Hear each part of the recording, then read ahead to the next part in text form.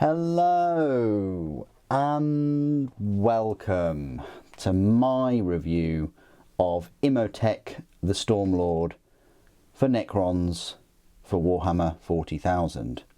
Now this model will cost you a whopping £27.50, which is the same price as Imotekh the Diviner.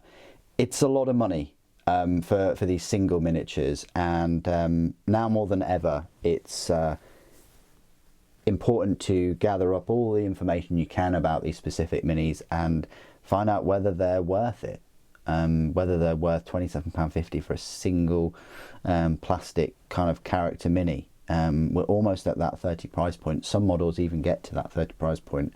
There's no way these should be £27.50. They should easily be 16, maybe £20 tops.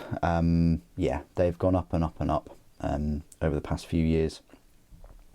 But anyway, let's talk about this model, and maybe I can help you make up your mind.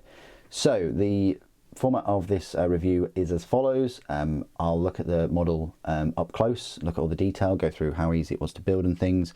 Then there are no spare parts, so we won't look at those.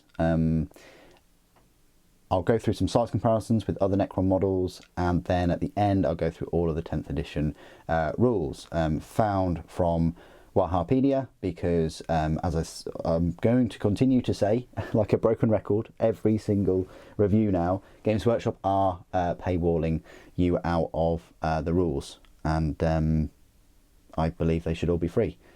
So without further ado, let's have a look at Imotekh. Definitely needed a new model, new refresh. So did Imotekh the Diviner. So whatever the price, whatever the rules and things, it is good to see them in plastic form and be updated. The model himself, very straightforward and easy to put together. You won't have any issues whatsoever with Imotekh. Yeah, it's just a lovely mini. Fantastic. If the camera will focus today. So yeah, loved the classic kind of pose with the hand outstretched.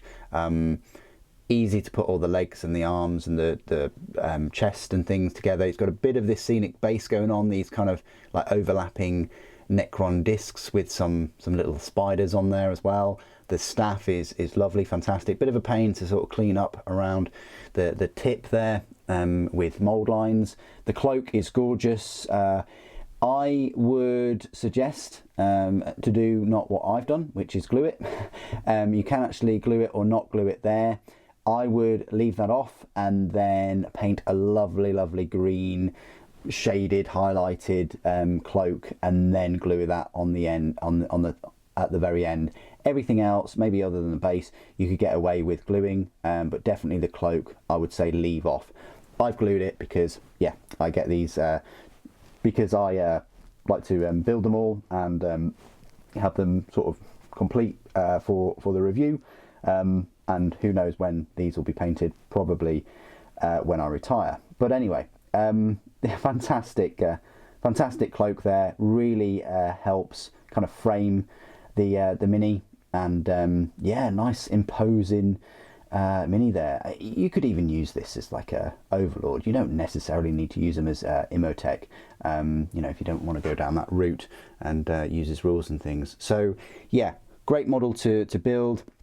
A bit underwhelming in terms of obviously the price, if you can think that the price is worth it for that cloak mainly, or if you've got strong attachments to Imotekh when you were younger, when his model was first released. But yeah, nice looking model, still a little bit pricey though. As I said, there's no spare parts, so we'll go straight into the size comparisons, and I'll just throw in there the other new Necron minis. So the Overlord with Translocation Shroud, and Imotekh the Diviner, who is the tallest. Yeah, I don't think he was the tallest old Necron model, but he's definitely the tallest out of these three chums. Compared to other Necron minis, so we've got a standard Overlord there. He's going to tower over an Overlord and a Technomancer. He's even, well, the staff is definitely taller than the Technomancer, and we've got a warrior there too. But yeah, look at Imotekh compared to the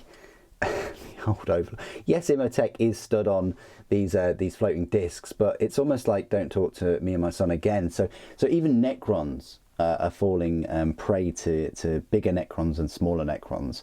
You know, crazy, isn't it? How big Imotekh is. Quite an imposing mini. Oops. Especially if you compare it to a load of like normal Necron warriors. He's really going to stand up tall against them. Yeah, great. Compared to some Space Marines, so we have a normal Space Marine here, Primaris, and Slimarbo. He's going to tower above, you know, your biggest Primaris as well. No issues whatsoever. Necrons have always been quite a kind of vertical army, and they continue to with Imotekh. Okay, and now we've arrived at my part of the review where I will go through all of the rules for Imotekh, the Stormlord. He will cost you 100 points, and I think I forgot to mention how many points the Overlord with Translocation Shroud was in the last review. Well, if you're watching this one following from that one, he would have cost you 85 points.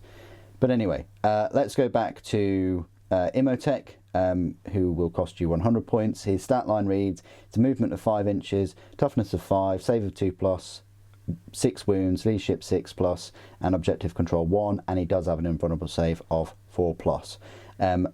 That is essentially exactly the same stat line as a normal Overlord. No changes there. Imotekh, though, he is equipped with a Gauntlet of Fire and the Staff of the Destroyer. Two very awesome sacred relics. The Gauntlet of Fire is a ranged weapon. It ignores cover and it's a torrent. It's a 12-inch weapon. It's D6 attacks. It doesn't have a ballistic skill. Because it's a Gauntlet of Fire, I'm thinking it's just a Flamer template. It's a strength of 5, AP -1, damage 1. Okay, it's alright. The Staff of the Destroyer is both a ranged weapon and a melee. On the range setting, it's a range of 18 inches, 3 attacks, ballistic skill 2+, strength 6, AP -3, damage 2. Very nice. You know, you're getting 3 attacks there.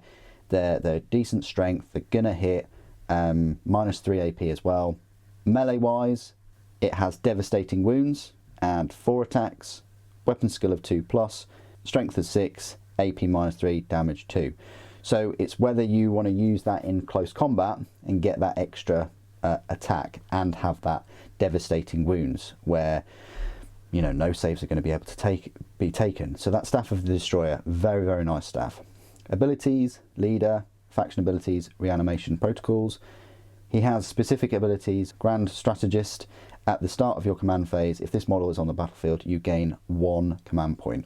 Then another specific ability called Lord of the Storm.